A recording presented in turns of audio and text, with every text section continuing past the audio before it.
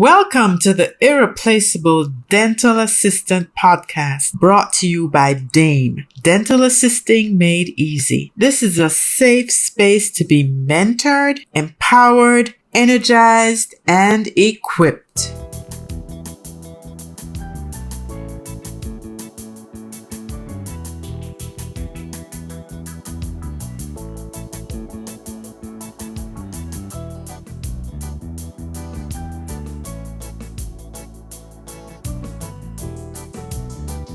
Welcome to another episode of the Irreplaceable Dental Assistant. And today I have a wonderful guest with me. His name is Andrew Tate, and he is a dental hygienist. I've known Andrew for a number of years. Andrew, how are you doing today? Here, Doc. I'm here. Pleasure to have been invited to this podcast, my very first podcast interview. I'm excited. Okay, so this is a monumental step, Stepping into the world of podcasting. It's all good.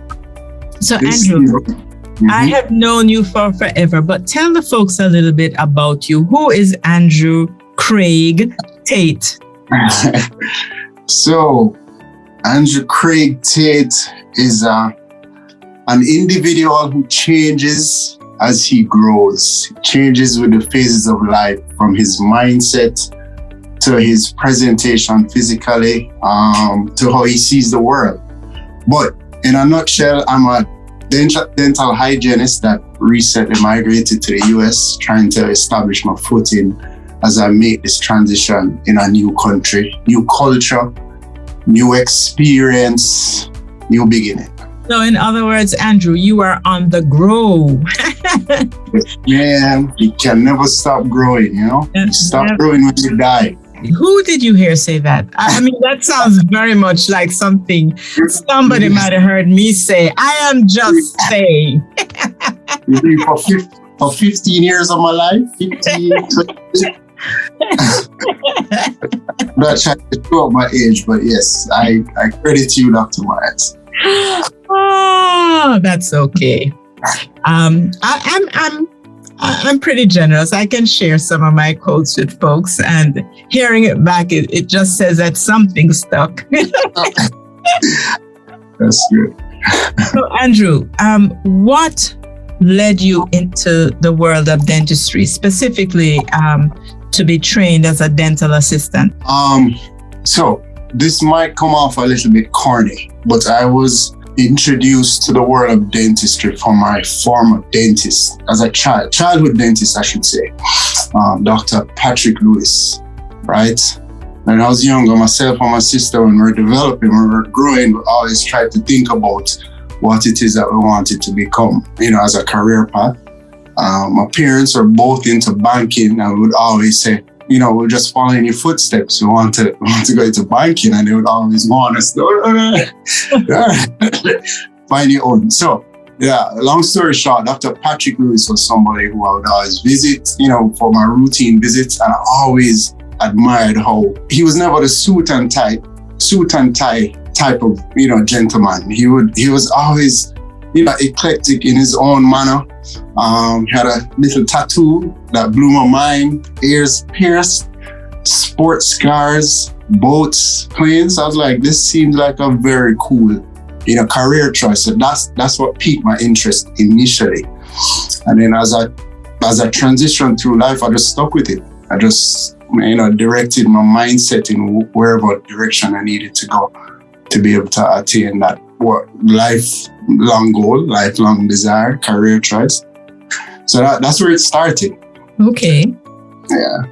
All right. So you admired Dr. Lewis and the way he presented himself to the world, and you loved that persona. So tell me about that initial impression and how you started training for dental assisting. Sure. So in Jamaica schooling system, when you leave in high school now, about 5th form, 6th form, when you transition into tertiary level education, I learned about Northern Caribbean University, NCU, formerly known as West Indies College.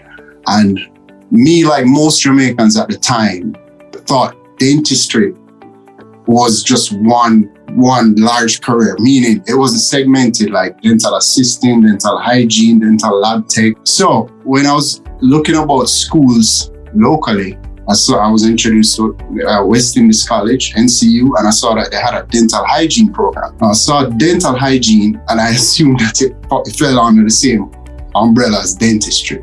Oh, dental hygiene, you do. So I applied for, West Indies College at the end of, I believe it was 5th form. And going into first year 6th form, I got accepted. So after only 1 year of 6th form, I transitioned from, high school to West Indies College, NCU. And it was then that when I started to get my feet wet now, I learned about the differences, the different disciplines under the whole umbrella of dentistry, dental hygiene. So that's where I started basically. Okay. So you started training as a dental hygienist, but before you completed your program, you worked in our office as a dental assistant. How was that?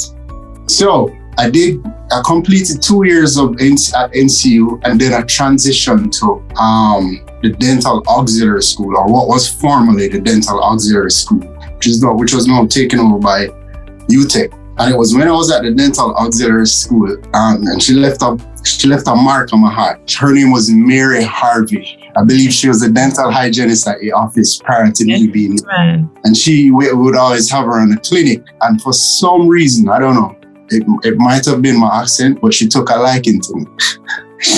So she would always look out for me. And I remember one particular year, she said to me, it was approaching summer holidays, and she asked me, what I would normally do over the summer holidays. So I would tell her that, I'd look for a job working in a bank or JPS or wherever it was. And she introduced the idea of me coming to your office, Ligony Family Dental, just to shadow her and just to watch to see how, the systems and the structures that you guys have in place. Just so I could, while learning the theory part, being able to connect the dots between the theory and the technical part of it. So she introduced the idea of me coming in to be her assistant. From there going forward, I was one of those fortunate ones. Just transitioned from school into a job. Yes, I think you're probably in the 1% of people who are that privileged. But I think it speaks to the fact that you are an excellent student, because you stood out. Mary said to me, I have this student that I'd like you to meet, and I think he would do a great job working as a dental assistant in your office. And I'm like, well, I have a high regard for Mary. And so when she spoke to me and suggested you, I said, well, this guy has got to be a winner. So let's bring him on. And I feel like you were natural. You just fit right into whatever was being asked of you. I'm amazed now to realize that at that stage you hadn't started clinical yet, because your ability to assist chairside and do your setups and so efficiently and effectively was quite impressive. I thought that it was something that you were accustomed to doing, and you transitioned what you learned to us. But what I hear you saying now is that may not have been the case. No, definitely. It was, and what I will say, what made it easier for me is, as you mentioned earlier, Doc, learning is like a building block.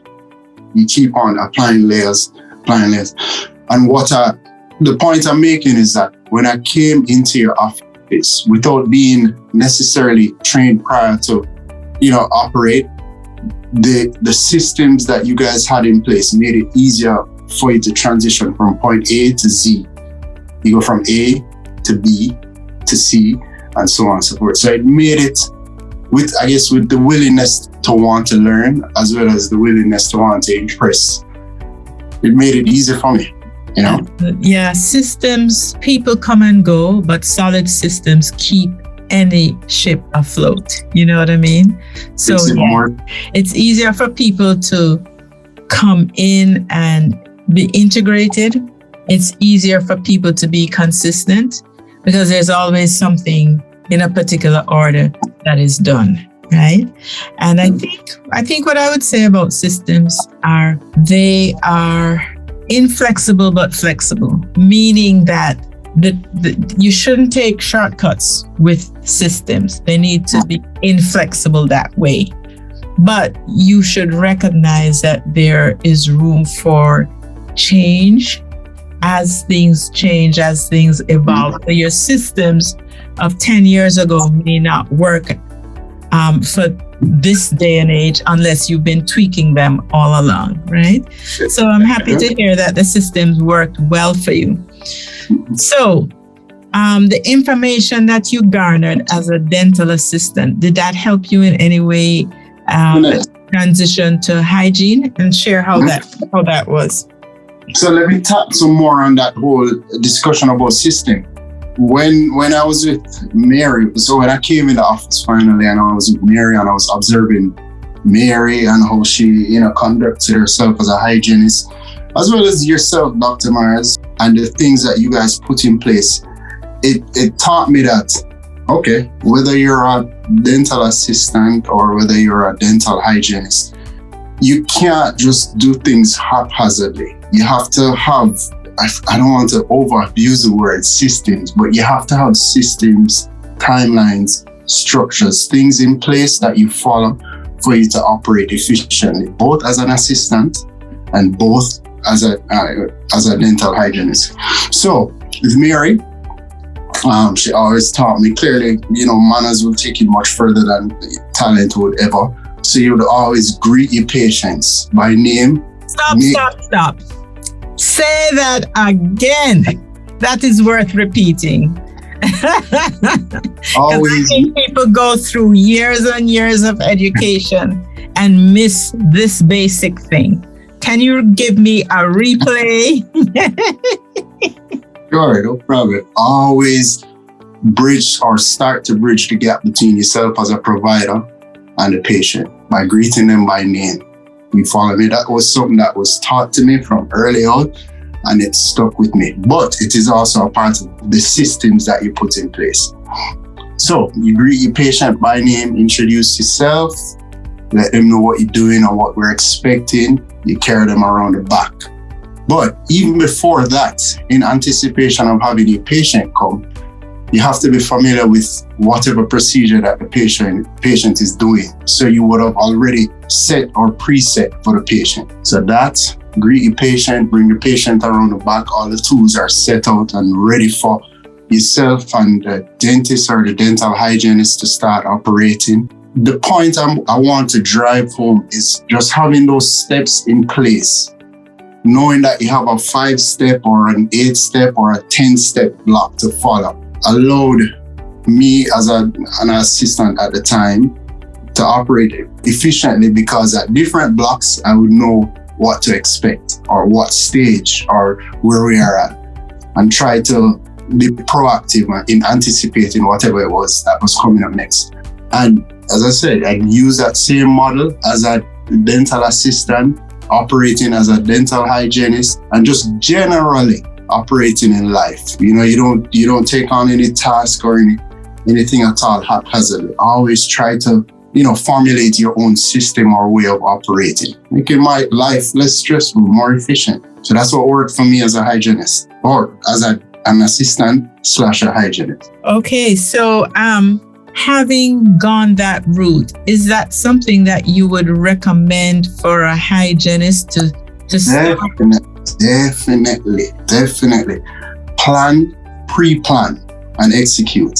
You follow me? So always know what is next. Always anticipate so you could set up your own system that works for you. Stick to that system and execute. It allows you to track your progress. It allows you to see what is working, what is not working, what needs improving. Absolutely. That is such good information. Mm-hmm. And now that you are a hygienist or have been a hygienist for many years,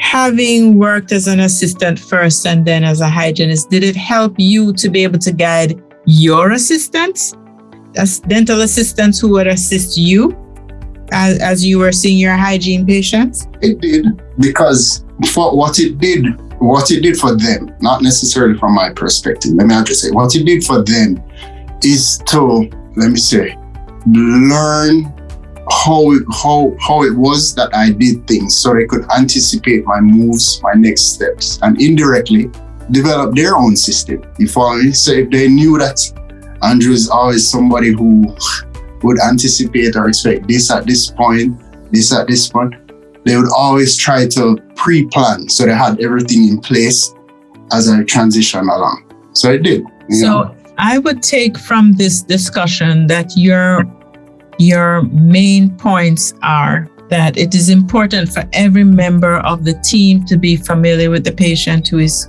to be seen. And that would be anything from personality to health history to social, whether they're a mom or a granddad or an uncle who is going to have his nieces and nephews spend the weekend or whatever. Just be familiar with the patients. I hear you saying that we should recognize that there are systems and we should be able to do what we have to do within the boundaries of those systems very well. What I hear you saying is that it allows for provider and assistant to work in sync, because everybody knows the order in which things are to happen. And we all know that if you have a team that's working in sync, it's a far better experience for any patient, right? And less stress for the team members. So, Andrew, I have taken up quite a bit of your time. I'm so grateful for you and your willingness to share with us. There's a quote that I wanted to share with our listeners today, and it is by Robert T.E.W. It says, "Be patient with yourself. You're growing stronger every day.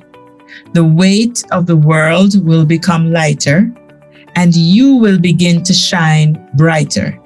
Don't give up." I think that when I think of that quote, I think of you, Andrew, because you are on a forever journey. You are like me, you're a lifelong learner, and you see things and you go for it. And I just want to encourage you to stay on the grow. We miss you in Jamaica. I missed you. But we know that they're loving you in Atlanta. And I had the experience of speaking with your new doctor, and he's so pleased with you as well. So you made me proud, dude. Good to know that. I appreciate that. Okay, Andrew, thanks a lot. God bless you. Take care. Continue to stay on the grow.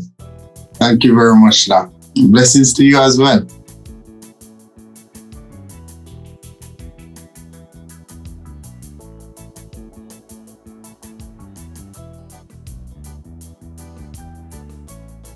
Yes, it was lovely chatting with Andrew Tate.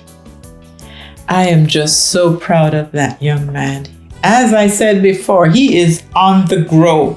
But he reminded us of a few salient points. We need to be as familiar with our patients as we possibly can. Not just the basic medical history, but understanding who this person is. It's a mom, it's a grandfather, somebody who is all wrapped up in their grandchildren. It makes for pleasant conversation that creates a bond and relationship that lessens stress and fear and heightens the experience in the dental office. Listen, did you hear what he said? Manners take you much further than talent.